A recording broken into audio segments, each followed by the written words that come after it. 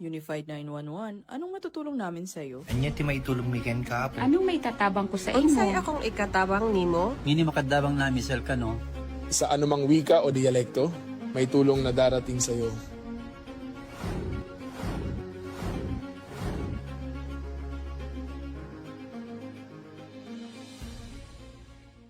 Lilingkod sa bawat Pilipino at magbibigay ng tamang impormasyon para sa tahimik at maayos na Pilipinas. Police News Network, alagad ng batas, tagapagtaguyod ng balitang pulis, sandigan ng mamamayan, patnubay ng katotohanan. Na Kampo Krame, maghahatid ng pinakahuling kaganapan at nagbabagang balita. Ito ang PNN Police News Network. At ngayon, ang inyong mga tagapagbalita. Magandang hapon, Bagong Pilipinas. Ako ang inyong alagad ng batas, tagataguyod ng Balitang Pulis, Patrolman Don Brosas. Mag-aatid sa inyo ng tamang balita, kwento ng pulis, at serbisyo para sa mamamayan, at ito ang PNP News Online. Ang pangunahing balita ng Police News Network, alagad ng batas, tagataguyod ng Balitang Pulis.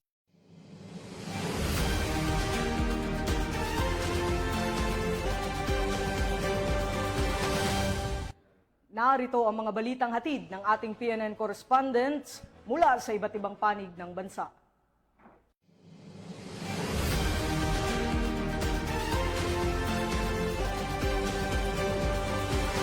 Naghatid ng tulong at kasiyahan ang Divilacan Police Station sa mga miyembro ng Dumagat o Agta Tribe sa isinagawang community outreach program na Hope on Wheels sa Dimasalansan Village, Barangay Dimapula, Divilacan, Isabela nitong Abril 27, 2026. Pinangunahan ng Divilacan Police Station ang pamamahagi ng pagkain sa mga katutubong mamamayan, partikular sa mga bata at pamilya ng Agta bilang pagpapakita ng malasakit at suporta sa komunidad. Ayon sa pulisya, bahagi ang naturang aktibidad ng kanilang patuloy na advokasya na mapalakas ang ugnayan sa mamamayan, lalo na sa mga indigenous people na naninirahan sa mga liblib na lugar na kanilang nasasakupan. Layunin din ng programa na makapaghatid ng tulong, mapalapit sa komunidad at mapanatili ang tiwala at kooperasyon ng bawat mamamayan sa hanay ng kapulisan. Ang programang Hope on Wheels ay sumasailalim sa tunay na diwa ng paglilingkod ng kapulisan. Hindi lamang seguridad ang aming hatid, kundi malasakit, pag-asa at pagkalinga sa bawat mamamayan, lalo na sa ating mga kapatid na katutubo.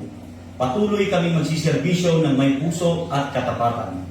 Pinuri naman ni Police Colonel Manuel Bayani Bringas, Provincial Director ng Isabela PPO, na ang naturang gawain ay kaakibat ng patuloy na kampanya ng Pambansang Pulisya ng Pilipinas sa paglilingkod sa sambayanan at pagpapalakas ng police community partnership tungo sa isang ligtas, mapayapa at maunlad na komunidad. Mula dito sa Isabela Police Provincial Office, ako po si Police Corporal Sara Jane V. de la Cruz, ang inyong tagapaghatid balita. Bagong PNP para sa bagong Pilipinas, serbisyong mabilis, tapat at nararamdaman. Isang high-value individual at hinihinalang miyembro ng Sputnik Gang ang naaresto ng Ilocos Sur PNP sa isinagawang buy-bust operation sa Barangay Damaquag, Santa Lucia, Ilocos Sur. Sa ulat ng Ilocos Sur Police Provincial Office sa pamumuno ni Police Colonel Agosto M. Asuncion, Provincial Director, matagumpay ang sinagawang operasyon ng pinagsanib na puwersa ng Santa Lucia MPS, Ilocos Sur Police Provincial Office at iba pang operating units matapos umanong magbenta ng hinihinalang shabu sa isang police pusher buyer. Kinilala ang suspect na si alias Jumel, isang 41 anyos na construction worker at residente ng Binangonan, Rizal.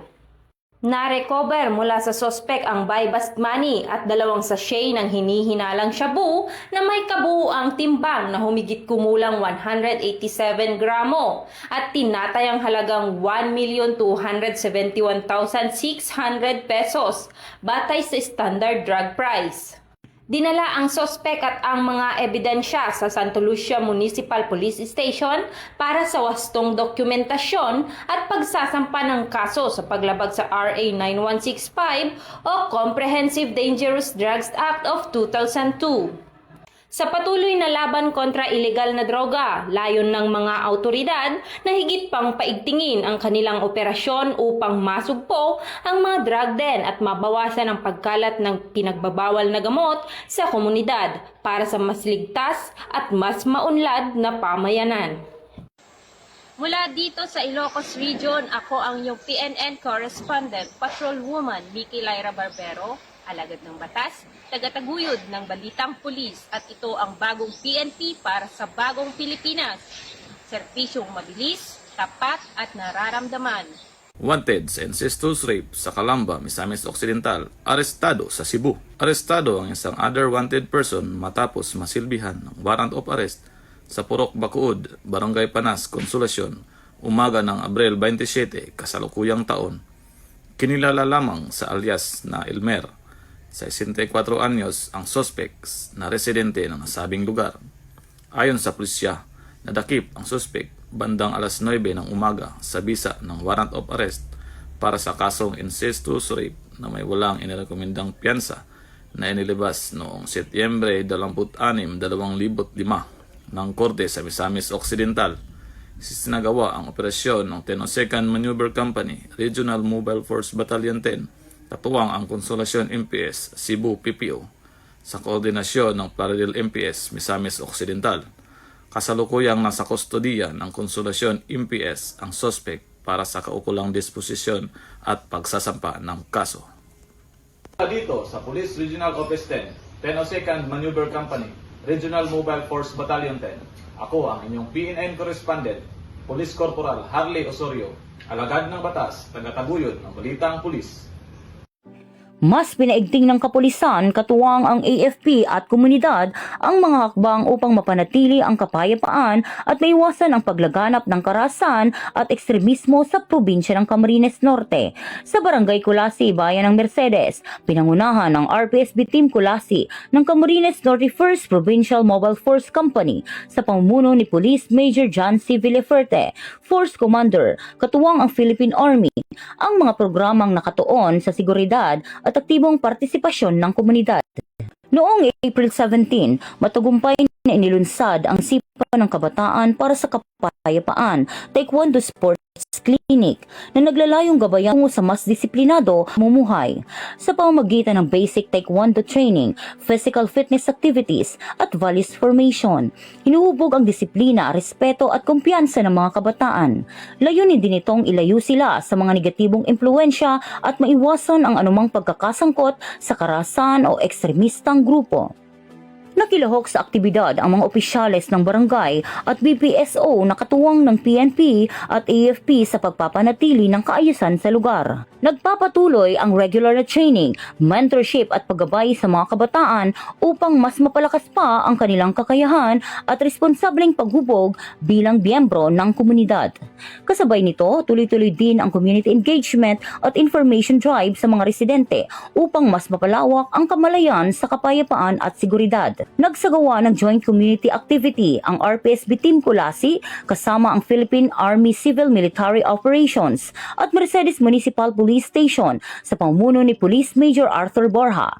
Nagbigay sila ng mga lecture tungkol sa anti-terrorism awareness at Enhanced Comprehensive Local Integration Program o ECLIP na layuning hikayatin ang pagbabalik loob ng mga dating rebelde. Ipinaliwanag din sa mga residente ang mga batas kontra ilegal na droga at karahasan laban sa mga kababaihan bilang bahagi ng pagpapalakas ng kaalaman sa komunidad. Kasabay nito na mahagi rin ng tulong tulad ng bigas at hygiene kits sa mahigit 100 benepisyaryo lalo na sa mga nangangailangang pamilya. pamilya. Ang mga programang ito ay bahagi ng mas pinaigting na Preventing and Countering Violent Extremism o PCV efforts ng pamahalaan na nakatuon hindi lamang sa seguridad kundi pati sa paghubog ng responsableng mamamayan.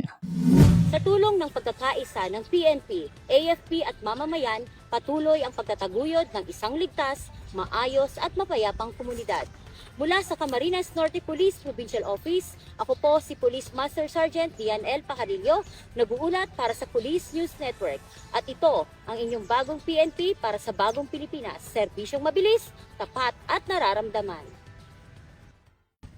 Isang makabuluhang hakbang tungo sa kapayapaan at kaunlaran isinagawa ng Revitalized Police sa Barangay o RPSB team sa Barangay Tarum, Mercedes, Camarines Norte. Bago pa man ang proyekto sa paaralan, matagumpay nang nailatag ang 5 communal garden sa bawat purok ng Barangay Tarum, patunay ng aktibong pakikilahok ng buong komunidad. Nagsimula ang proyektong ito ng RPSB noong January 15, 2026 at patuloy pa ring isinasagawa hanggang sa kasalukuyan na nagdudulot ng positibong pagbabago sa kabuhayan at nutrisyon ng mga residente. Dito sa masamang itinatanim at inaalagaan ng iba't ibang gulay tulad ng talong, kamatis, patola, sili, pipino, sitaw at petchay na nagsisilbing pangunahing pinagkukunan ng pagkain ng komunidad. Pinalawak pa ito sa pamamagitan ng proyektong Tanim ng Kapayapaan sa Tarum Elementary School. Katuwang ang sangguniang barangay, BPSO, mga guro at mga magulang na benepisyaryo ng 4Ps. Sama-samang nagtanim ang mga pulisya at komunidad, simbolo ng bayanihan at pagkakaisa. Nagkaloob din ang RPSB team ng mga kagamitang panghardin at punla, kabilang ang mga organikong pataba mula sa Department of Agriculture upang matiyak ang tuloy-tuloy na pag-unlad ng proyekto. Bahagi ito ng Project Gabay, Ugulayan, Agapay sa Barangay, Alagaan ng Ating Maging Yaman ng Camarines Norte 1st Provincial Mobile Force Company sa pamumuno ni Police Major John C. Villaferte at Team Leader na si Police Senior Master Sergeant John Ray Ramores Santua. Sa pamamagitan ng inisyatibong ito, nagkaroon ng dagdag na kabuhayan, sapat na nutrisyon at kaalaman sa wastong pagtatanim ang mga residente. Higit pa sa simpleng pagtatanim, nagsisilbi itong tulay upang mapalapit ang kapulisan sa mamamayan at mapalakas ang diwa ng bayanihan. Isang inspirasyon na ang kapayapaan ay maaaring itanim, alagaan at anihin sa tulong ng sama-samang pagkilos ng pulisya at mamamayan. Si punong Barangay Ronil Galigo ng Barangay Tarum, Mercedes, Camarines Norte. Ang gulayan sa barangay na pinamumunuan ng RPSB Tarum ay isang napakagandang proyekto. Ang mga namamarangay ay nagkakaroon ng pagkakaisa at ito ay isang malaking tulong sa bawat mamayan sa pagtutulungan ng bawat isa. Napalago at napaganda ang gulayan. Laking tulong ang dulot nito, lalo na sa mga pamilyang kapos sa pinansyal dahil libre itong ipinamamahagi sa kanila. Kaya't napakaswerte ng aming barangay dahil natuto na rin silang magtanim sa bawat bakuran ng kanilang mga residente. Kaya po sa RPSB Tarum, maraming salamat po. Patunay na ang proyektong ito na sa pagkakaisa ang kapayapaan at kaunlaran ay tunay na makakamit. Isang inspirasyon na ang kapayapaan ay maaaring itanim, alagaan at anihin sa tulong ng sama-samang pagkilos ng pulisya at mamamayan. Mula sa Camarines Norte Police Provincial Office, ako po si Police Master Sergeant Dian L. Pajarillo, nag-uulat para sa Police News Network. At ito ang inyong bagong PNP para sa bagong Pilipinas. Serbisyong mabilis, tapat at nararamdaman.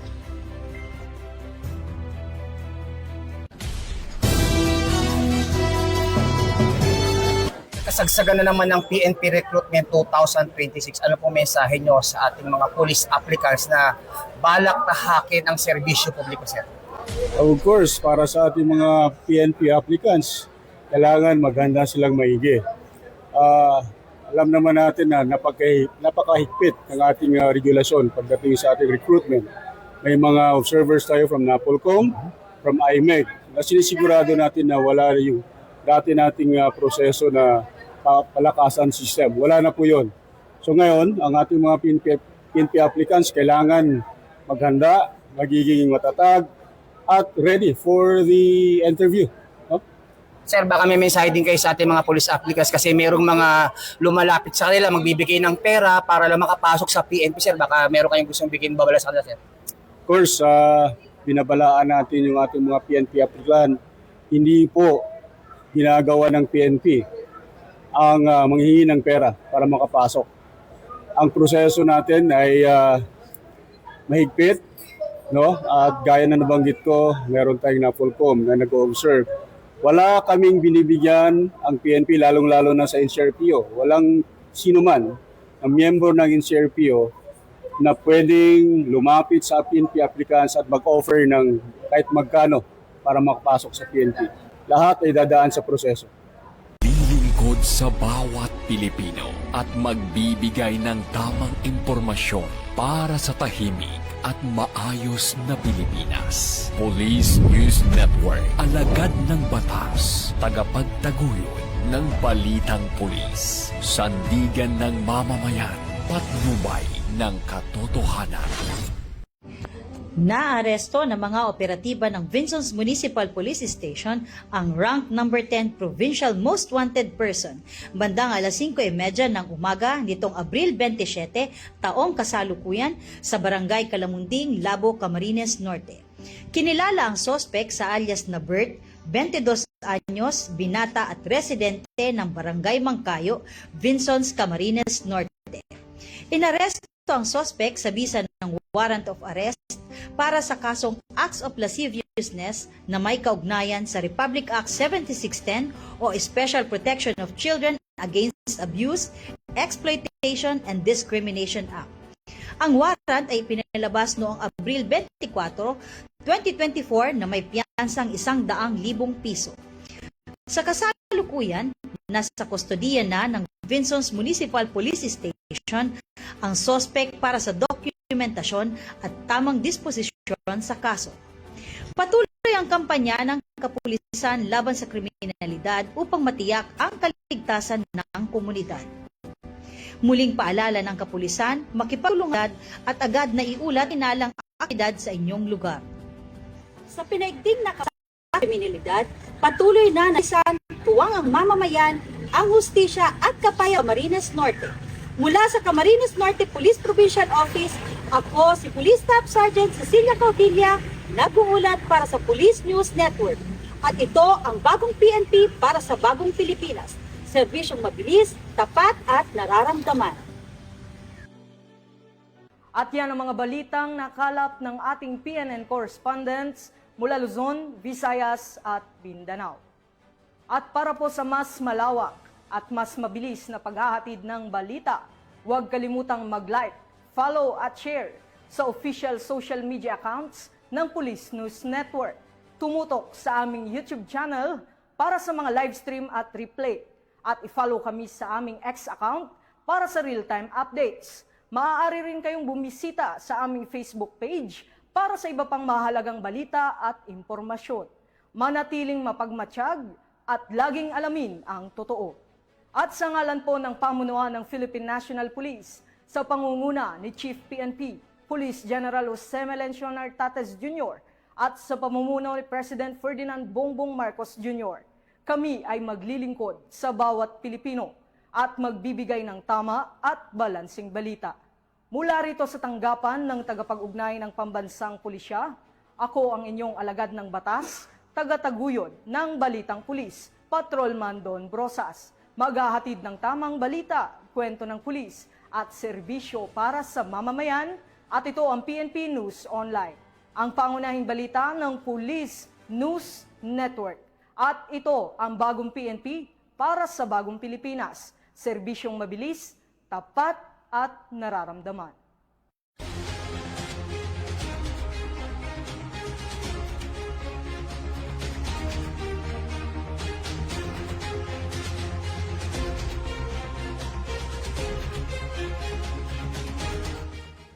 Police News Network, alagad ng batas, tagapagtaguyod ng balitang pulis.